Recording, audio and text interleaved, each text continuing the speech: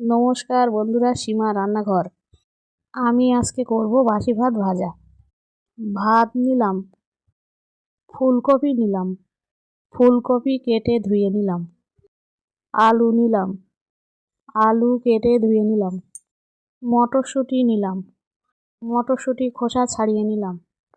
Beans নিলাম, beans কেটে ধুয়ে নিলাম। গাজর নিলাম, গাজর কেটে ধুয়ে নিলাম। ডিম নিলাম, ডিমটা ফাটিয়ে নিলাম। কড়া বসালাম, রিফাইন তেল দিলাম। শুকনো লঙ্কা কেটে দিলাম, শুকনো লঙ্কা ভেজে নিলাম। কুচিয়ে রাখা পেঁয়াজ রসুন দিলাম। কেটে রাখা ফুলকপি দিয়ে দিলাম। কেটে রাখা আলু দিলাম। কেটে রাখা বিনস দিলাম।